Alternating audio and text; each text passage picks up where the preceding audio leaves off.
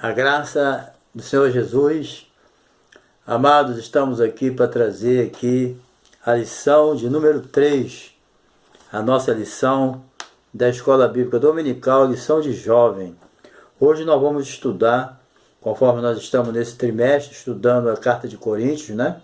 Primeira carta, hoje nós vamos ver as divisões na igreja. Fica aí conosco e aproveitando aí para fazer um pedido aí, né? Me sentindo honrado aí com a sua presença, mas eu quero te pedir, se você ainda não se inscreveu em nosso canal, que se inscreva aí em nosso canal, dê o seu like, deixe seu comentário, tá? E também não se esqueça de dar um toquinho aí no sininho, para você receber notificações de novos vídeos que a gente está colocando, porque além dos nossos vídeos da escola, nós temos aí mais muitos vídeos, né? Outros assuntos importantes da palavra de Deus, né? Você que está no meu canal, é só você dar um toquinho no meu retrato, ou se não, no meu nome aí, abre o canal todo, né? Os vídeos, e quando for descendo aquela setinha, né?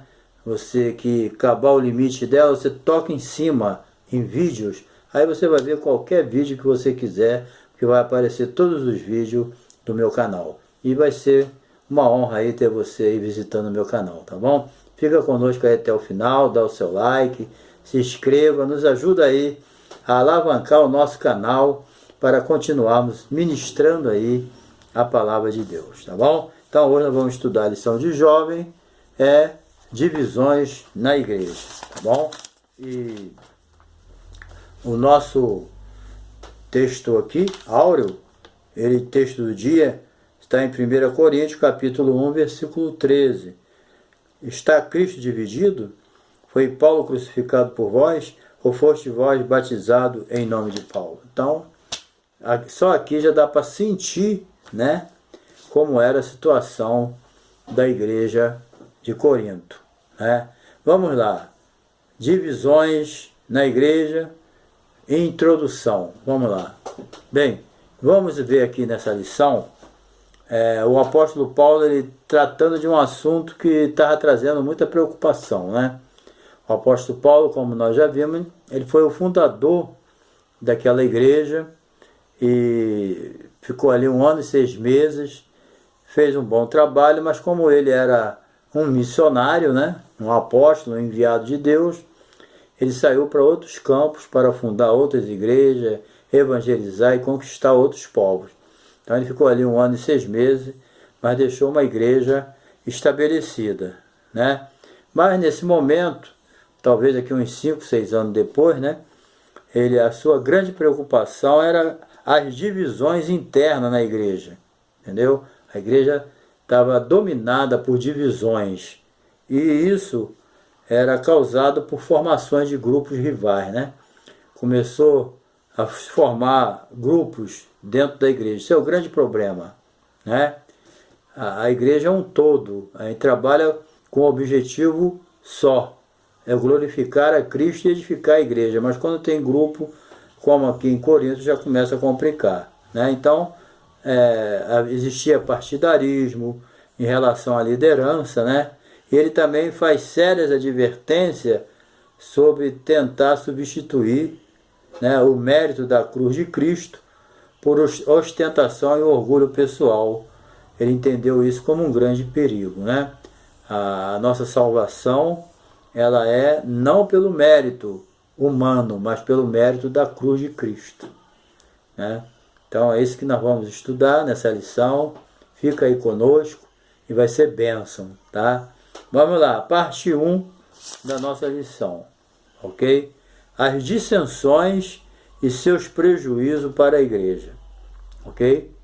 Uma exortação para não causar dissensões. Bem, as dissensões, elas estavam trazendo prejuízos sérios em toda a igreja, né? Algo precisava ser feito para acabar com isso, né? Porque esses tipos de dissensões podem até acabar com uma igreja. Então, essa preocupação que Paulo tinha é porque ele sabia, né, lá na ponta o que poderia acontecer. Então, ele precisava fazer algo, urgente. Né? Então ele, ao exortar os membros, né, como ele tinha que fazer, primeiramente ele toma uma atitude humilde, né? Ele demonstra assim nunca agir como dono da vida das pessoas, né? Ele como fundador daquela igreja, ele precisava trazer uma correção, ele precisava corrigir, ele não poderia deixar continuar como estava, mas ele usou a sabedoria, né? Ele não usa assim um autoritarismo, ele inicia algumas frases com a expressão rogo-vos, ou seja, eu vos peço, chama os membros de irmão, que sugere assim uma ideia de amor fraternal, né? Ele nunca fala, eu sou o pastor de vocês, vocês têm que me obedecer, embora ele tivesse que obedecer, mas Paulo ele não começa assim, né? Ele começa dando uma anestesiazinha, né? Para depois ele dar uma pancadinha. Então, ele foi sábio, né? Então, por fim, ele evoca a autoridade no nome de Jesus, usando a expressão pelo nome de nosso Senhor Jesus Cristo. Porque ele evoca a autoridade do nome de Jesus, o que ele quis dizer? Ele quis dizer o seguinte, olha, eu estou usando aqui não minha autoridade, eu estou usando aqui a autoridade de Cristo. Cristo me delegou autoridade, entendeu?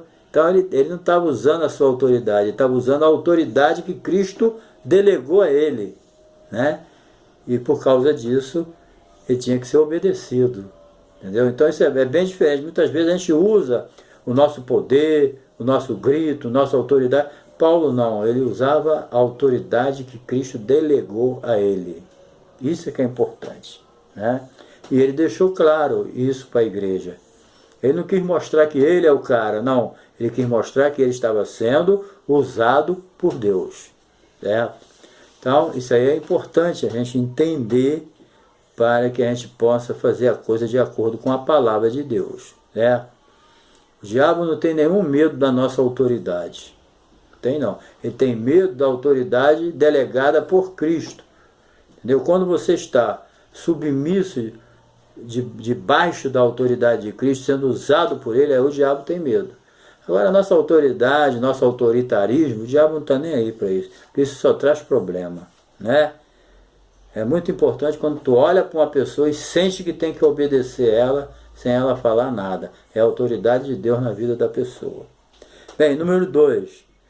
Dissensões prejudicavam a unidade da igreja. O apóstolo Paulo, ele seguia aqui os princípios, né, ensinados pela igreja primitiva ali de Jerusalém, que eram marcados pela unidade e amor fraternal, né? Os ensinamentos dos apóstolos, né, na comunhão do pão, do amor, do partir do pão, nas orações.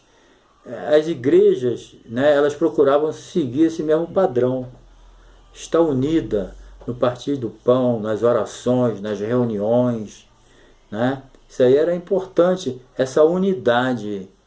Isso aí é que era o modelo que inspirava as outras igrejas no tempo da igreja primitiva, certo? No entanto, a igreja de Corinto, sendo ainda nova, né, ainda não estavam, ou estavam acostumados ainda, né? Porque sendo uma igreja nova, a igreja de Corinto, vivendo ali naquela cidade grega, ela ainda estava muito ligada, né, ao modelo, ligada e acostumada ao modelo daquela sociedade grega, né? O que acontecia naquela sociedade ali de Corinto, como nas outras cidades gregas? Acontecia o quê? Elas valorizavam, né, muito o poder aquisitivo. Acostumado com o modelo da sociedade romana, eles valorizavam o poder aquisitivo das pessoas, as classes de pessoas ricas, né? Então, eles estavam habituados àquele ritmo de vida e estavam se libertando daquilo, né? Por ser uma igreja nova, com certeza, ainda a igreja não era um modelo ideal. Paulo só ficou 1 ano e 6 meses ali, né? Então, eles ainda traziam muita bagagem do velho homem, infelizmente, né? E precisavam ser corrigidos para entrar na linha de novo, certo? Então, ao contrário desse sistema social, nas igrejas cristãs, né, todos eram iguais, certo? Isso aí, essas diferenças que existiam na sociedade de Corinto e essas diferenças que existem na sociedade mundana, né, com certeza existe, tem que existir a diferença, né? Então, na igreja não era assim. Tinha que existir o respeito, né? Mas na igreja todos eram iguais. O escravo, em muitas igrejas, o escravo era o pastor, entendeu? Da igreja e daí. E os livres, os ricos tinham que obedecer. Mas ali na igreja todos eram uma coisa só. É isso que Paulo ensinava e passava para ele, né? Então, na igreja todos eram iguais, escravo, livre, pobre, rico, marginalizado. Em Jesus Cristo, né, todos mereciam o mesmo tratamento. Essa diferença é lá no mundo, mas dentro da igreja há o respeito, há a submissão, há a hierarquia, mas diante de Deus todos são iguais. Lá na igreja, nós como servos de Deus, como irmão em Cristo, né, não somos melhores do que ninguém, certo? Somos iguais. Não é o poder aquisitivo meu que vai me fazer diferente de alguém, entendeu? Não é os meus estudos, a minha capacidade, nada disso, a minha posição social. Em Cristo, somos todos iguais, entendeu? Não adianta a gente querer se exaltar, ok? Então, o rico para Deus tem o mesmo valor do pobre. O intelectual tem o mesmo valor que o analfabeto. Para Deus não há acepção, ok? Então, era isso que Paulo ensinava e queria deixar claro para libertar ele daquela sociedade da onde eles traziam ainda aquela bagagem, ok? Então, era isso. Então, em Jesus, todos mereciam o mesmo tratamento. E Paulo, né, mostra que o tratamento tinha que ser amoroso e respeitoso. Paulo estimula eles a voltarem à harmonia, procurando ser um só coração, um só espírito, um só pensamento, para que o corpo de Cristo possa crescer edificado na graça de Deus. Tá bom? Então, 3 aqui. Paulo identifica a fonte de suas informações, certo? Paulo, ele não esconde que os problemas da contenda entre os irmãos foi comunicado por quem? Pelos da família de Cloé, entendeu? Geralmente, isso acontece, né? Geralmente as pessoas não gostam de expor os problemas enfrentados na igreja, né? Geralmente as pessoas erroneamente preferem esconder e fingir que não veem as contendas, as divisões, as dissensões, que na verdade precisam ser tratadas, entendeu? E corrigida, mesmo com amor, com firmeza, mas precisam ser corrigidas. Porque às vezes os problemas na igreja, eles não são corrigidos, eles vão se avolumando, vão crescendo. Quando vai querer tomar uma providência, não tem mais jeito. Um pouco de fermento leveda toda a massa. Às vezes as pessoas vão empurrando os problemas com a barriga, e quando vai querer resolver, já contaminou um grupo, já contaminou a igreja, e já tá, aí fica pior ainda, né? Então, os da família de Cloé, uma família, né, que era uma família respeitosa, estava sofrendo muito, porque ela estava vendo os problemas surgirem e ninguém tomava uma providência. Entendeu? Então eles tomaram essa providência, foram a Paulo e realmente os problemas foram resolvidos. Então, as pessoas têm medo, né, de resolver os problemas, porque às vezes ele é mal interpretado como fofoqueiro, né? Mas Paulo não teve problema não, ele botou na carta lá, foi-me comunicado pela família de Cloé. Pronto. E todo mundo deve ter olhado para trás. Poxa, será que ele foi lá fazer fofoca? Não, por causa disso que o problema foi resolvido. Outro problema também a pessoa tem que ir na pessoa certa. Entendeu? Tem um problema na igreja que precisa ser resolvido, não adianta sair falando para todo mundo, denegrindo a imagem das pessoas. Não é isso que Deus quer. Os problemas são resolvidos você tem que ir à pessoa certa. Em muitos casos aqui, quem é a pessoa certa? É o pastor da igreja, tem que ir a ele falar. Né? Não com o intuito de fofocar, de denegrir a imagem, mas no intuito de ver o problema resolvido, antes que seja tarde. Entendeu? Porque tem pessoas que não vou falar não, mas fala para um, fala para outro, faz fofoca, denigra ali. Então isso aí é que não agrada a Deus. Entendeu? Então a gente deve analisar bem. Então tem assuntos que precisam ser tratados, corrigidos, mesmo que seja com amor, mas com firmeza. Né?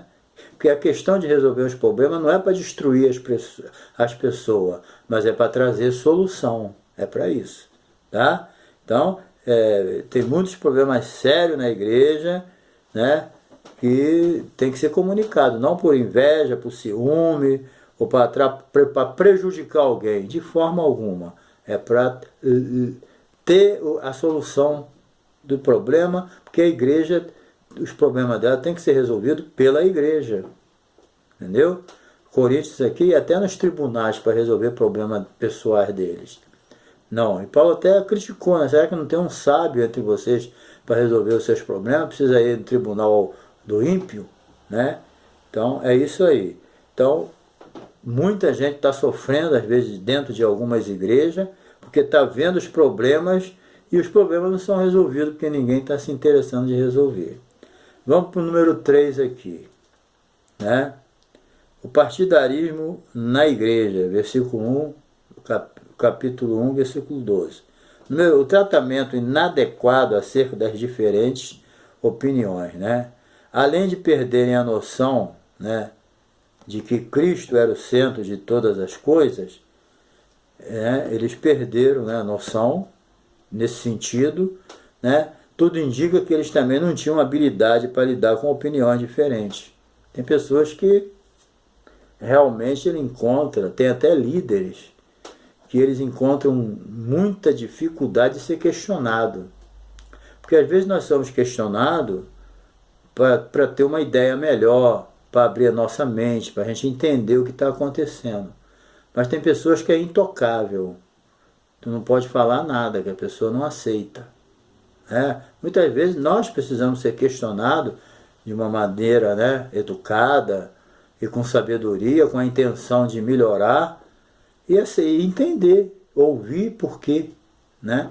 Isso aí é importante. Então, os coríntios, eles não tinham assim essa habilidade de lidar com diferenças, de lidar com opiniões diferentes. Tem pessoas que não conseguem viver com diferenças, com opiniões diferentes. Ele encontra muita dificuldade, entendeu? Se você falar alguma coisa, eles ficam brabo, mas não é por aí, né? Então, isso aí que a gente tem que saber entender. Sendo a igreja uma novidade em Corinto, né? Lógico, uma cidade daquela devassa. Parece um pregador igual Paulo. Ele começa a ganhar pessoas para Jesus, com mudanças e transformações radicais. Isso chama atenção. Se torna uma novidade na cidade, né? Em muitas cidades aconteceu isso no Brasil, quando a Assembleia de Deus começou a invadir mesmo as cidades e pregar o evangelho e ganhar alma. A igreja passou pelo mesmo problema que Corinto está passando, né?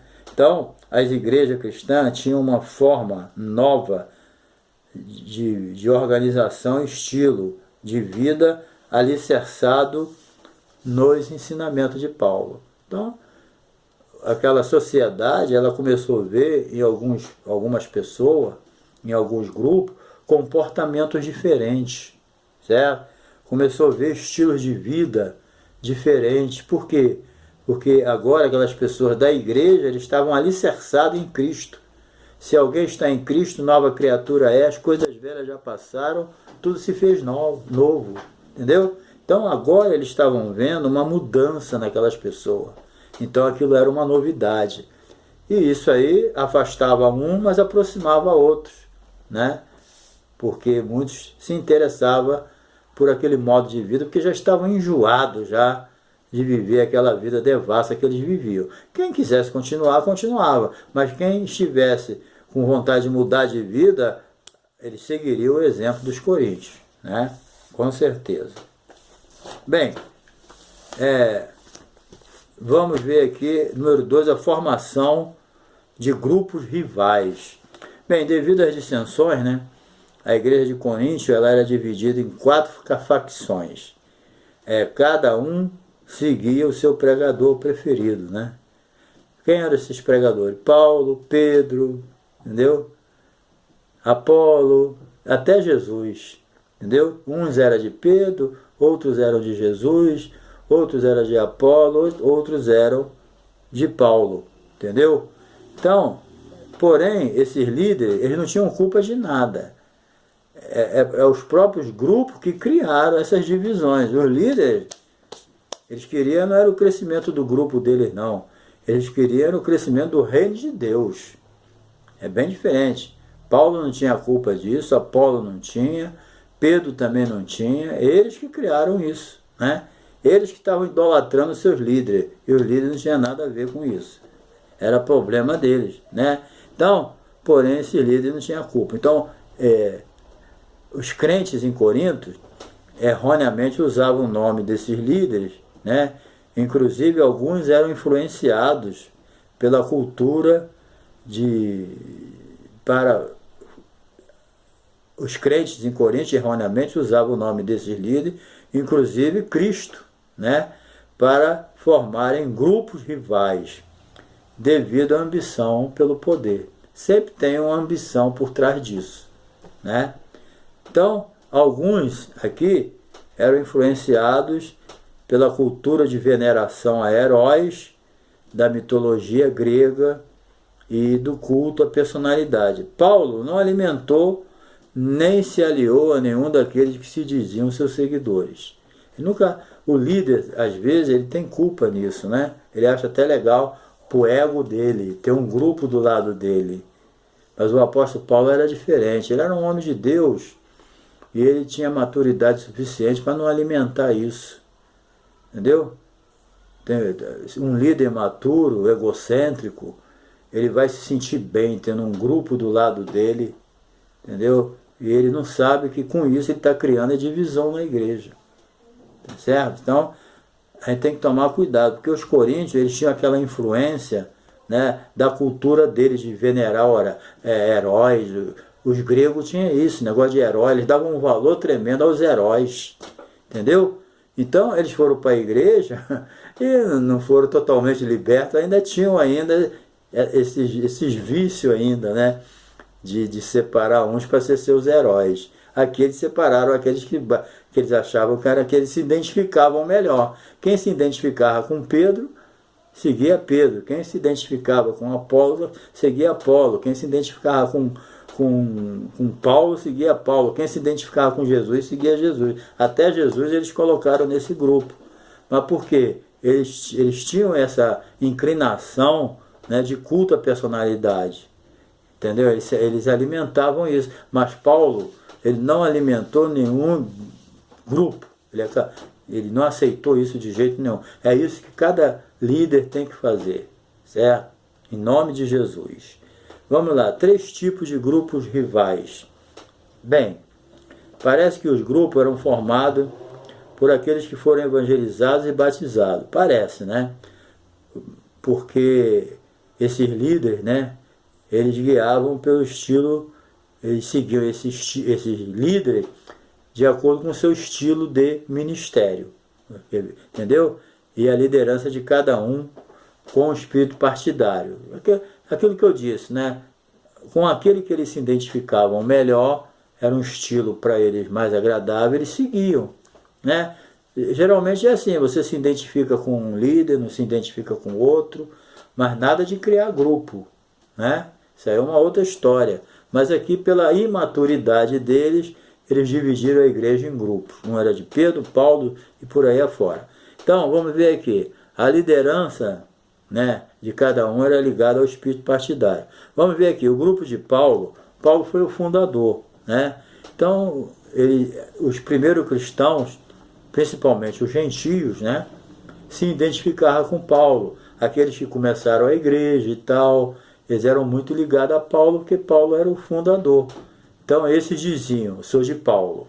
Talvez quando Paulo pregasse, Ele dava glória a Deus e tudo, né? E os outros iam para o banheiro. Bem, isso aqui. Agora, Pedro, né? Vamos ver primeiramente o grupo de Apolo. Paulo, com certeza, os que eram ligados a eles eram os fundadores da igreja e os gentios, né? Agora vamos ver aqui Apolo. Quem era Apolo? Apolo, ele era uma pessoa muito eloquente, um pregador eloquente. Era aquele tipo de pregador que começava a falar, as pessoas ficavam eletrizadas com a sua mensagem. Era uma pessoa muito entusiasmada para falar. Era um grego que era muito usado por Deus, né? Bem, muito bem. Então, veja bem, quem é que se ligava nele? O grupo de Apolo. Membros que se converteram e se entusiasmaram com seu estilo eloquente. Esse era o segundo grupo. O terceiro grupo era o grupo de Pedro, né? Com certeza, esse grupo, o grupo de Pedro, sendo Pedro meio radical ainda, né? Só poderia ser o quê? Aquele grupo de judeus que vieram da sinagoga, que Paulo ganhou, né? É aquele judeu de origem legalista e ligado à circuncisão, entendeu? Então, com certeza, esses judeus eram o grupo de Pedro. Então, o grupo de Paulo eram os fundadores, gentios, né? O grupo de Apolo é aqueles que se entusiasmavam com aquele pregador eloquente, que comovia multidões. E o grupo de Pedro era o grupo de judeu legalista ligado à circuncisão, que era muito, sempre pregavam que tinha que circuncidar para ser salvo. E agora o grupo de Cristo, é o quarto grupo, né? Esse grupo de Cristo são aqueles que se acham mais santos do que os outros, né? Com base na sua própria justiça, entendeu? Eles se achavam mais santos do que ele, mas pelo que eles praticavam. Eu sou mais santo do que os de Paulo, de Pedro, de por aí afora, porque eu sou de Cristo. Mas só que eles baseavam a sua santidade nos seus próprios esforços, pelos que eles se achavam melhor do que os outros, não por aquilo que Cristo fez, mas por aquilo que eles faziam. Então eles se justificavam na sua própria justiça, que não tem valor nenhum. E outro detalhe daquele, por que eu digo que os de Cristo era pior? Você ia falar, ué, mas os de Cristo é pior? É, porque os de Cristo são aqueles que falam assim, meu negócio não é com o homem, meu negócio é com Deus. Entendeu? Ele não obedece a líder nenhum. É esses que andam por aí perdidos. Entendeu? Meu negócio é com Jesus, eu não ouço o homem, não obedeço o homem. Esses são os piores. Entendeu? Então você vê que divisão na igreja, grupo não dá certo. Mas a moral da história é essa. Cristo não está dividido. Ninguém foi batizado no nome de Paulo, nem de Pedro, nem de ninguém. Certo? E outro detalhe importante, nenhum desses líderes alimentou esse grupo. Quando alguém quiser te seguir fazendo divisão na igreja, não alimenta isso não, sai fora disso. Isso aí não é de Deus. Número 3 aqui, indo para a final. As divisões e seus perigos. O perigo de abafar os méritos da cruz, né? Paulo agora passa para as possíveis causas das discórdias, né? Estavam idolatrando o fato de serem batizados por alguma pessoa. Isso é imaturidade, gente. Quando a pessoa idolatra um cantor, idolatra um pastor, um pregador, um missionário, seja lá uma igreja, uma denominação, isso aí é uma falta de maturidade, entendeu? Pouco conhecimento da Bíblia. É isso que acontecia. Nós não estamos aqui para idolatrar ninguém, nenhum líder, por melhor que seja. Às vezes muitos líderes idolatrados aí tomam um tombo para todo mundo ver que ele é carne e osso igual aos outros. Entendeu? Adorar só a Jesus, ok? Então, o perigo é isso. Então, Paulo agora passa para as possíveis causas da discórdia. Estava idolatrando o fato de serem batizados por algumas pessoas. Estavam valorizando mais o homem que havia batizado do que o próprio sacrifício de Cristo. É isso que deixou Paulo irritado. valorizando mais as pessoas que batizavam do que o próprio sacrifício de Cristo, entendeu? Então, isso aí é que deixou Paulo um pouco aborrecido, ok? Paulo explica, né, uma coisa que eu já falei. Está Cristo dividido? Foi Paulo crucificado por vós? Ou foste batizado em nome de Paulo? Então, por isso que ele falou, ó, eu batizei alguns para que ninguém viesse me idolatrar, é isso que ele quis dizer. Então, o líder também, ele pode evitar esse tipo de coisa, cortando. Se você alimentar, vai ser queda para todo mundo, entendeu? Então, esse tipo, seguir o que alguém já está te idolatrando, está te seguindo, não, é seguir a Cristo. Nós não fazemos seguidores para nós fazemos seguidores de Jesus. Todo mundo que nós ensinamos e pregamos é fazer discípulo de Jesus. Muitos falam, minha igreja, meus discípulos, tudo bem, mas na verdade nós fazemos discípulo de Jesus. É isso. E a igreja é dele também. Bem, o perigo de ser um narcisista. Versículo 14 a 16.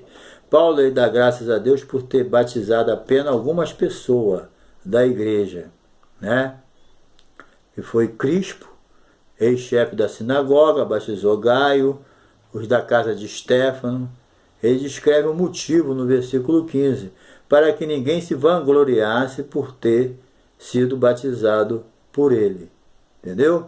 Então, Paulo aqui ele não está condenando o batismo. Tem pessoas que ele condena o batismo por causa dessas palavras. Paulo não estava condenando o batismo. O batismo, batizar não é um dom. Batizar é uma consequência da pregação do Evangelho. Entendeu? Não existe chamada para batismo. Não existe dom para batizar. Existe sim, né, pessoas que aceitaram a Jesus e são batizados pela pregação do Evangelho. Então, batismo nas águas é consequência da pregação da palavra de Deus. É consequência de discipulado. É isso. Entendeu? Então, Paulo ele sentiu que estava vendo isso em Coríntios, e isso aqui foi em Coríntios. Certo? As pessoas valorizavam muito quem batizava mais do que o sacrifício de Cristo. Ok? Então, muitos hoje, né? Isso tudo porque ele não queria ter o controle das pessoas. Deus não nos chamou para controlar ninguém. Quem tem que controlar a vida das pessoas é Deus. Nós temos que ensinar as pessoas a serem controladas por Deus e não ser controlada por nós. Tem pessoas que adoram a controlar a vida do outro, a determinar, a ser como ele quer. Não. A Bíblia ensina que as pessoas têm que ser dominadas por Deus. Nós temos que ensinar as pessoas a ser dominadas por Deus. Tá? É isso aí. Então, muitos, ao contrário, buscam erroneamente a satisfação, considerando-se as pessoas como objeto. Ninguém é objeto de ninguém. Tá? Paulo seguiu o modelo de Cristo. Jesus amava as pessoas e não estava em busca de recompensa. Pessoal, Paulo seguiu o exemplo, né? Nunca buscou reconhecimento dos homens. Ele falou mesmo, se fosse para mim ser servo dos homens, eu não seria servo de Cristo. Ele não buscou nada dos homens, sempre buscou de Deus. Agora, ponto final. O perigo de pregar o evangelho por ostentação. A sociedade de Corinto, influenciada pela cultura helenista, né, grega, valorizava em excesso o conhecimento como forma de ostentação. Então, pela carta de Paulo, esse sentimento ainda estava presente nos membros da igreja de Corinto. Paulo não confiava na sabedoria de palavras, né? Mas ele confiava era na pregação do Evangelho, certo? Então, por quê? Porque o Evangelho é que traz transformação. O mesmo Evangelho que transformou a vida dele era o mesmo Evangelho que ele pregava que transformaria a vida das pessoas. Então, o mesmo Evangelho que transformou a tua vida é o mesmo Evangelho que você deve pregar para transformar a vida dos seus ouvintes. Entendeu?